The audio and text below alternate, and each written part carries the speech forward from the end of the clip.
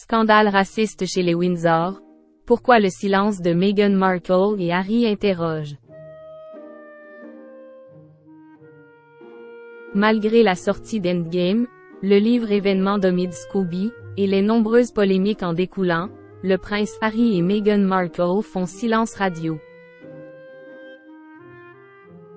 Et c'est justement cette attitude en retrait qui intrigue.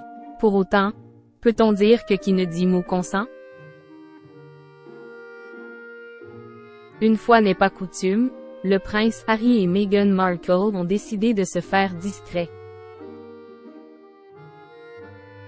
Au lendemain de la sortie d'Endgame, le second opus d'Omid Scobie détaillant les relations des Sussex avec le reste de la famille royale, les parents d'Archie et de Lilibet n'ont toujours pas pris la parole pour réagir aux bombes dévoilées par le journaliste britannique dans son nouveau livre.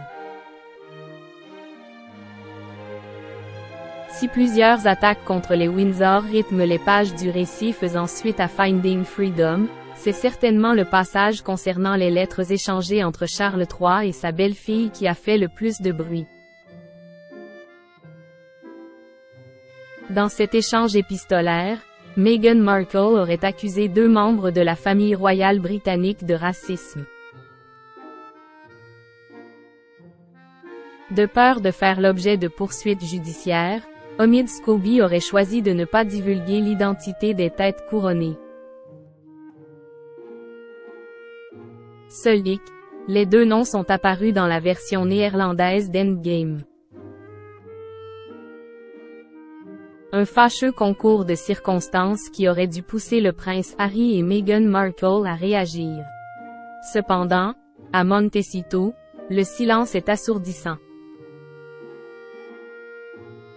Les Sussex ont-ils participé à l'écriture d'Endgame?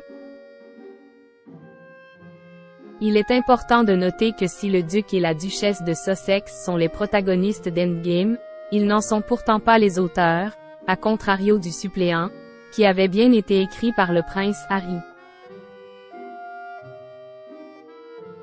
Omid Scobie, qui avait été identifié par le passé comme un proche des parents d'Archie et de Lilibet, a aujourd'hui requalifié sa relation, essayant d'installer une distance entre eux et lui, probablement dans une quête de crédibilité.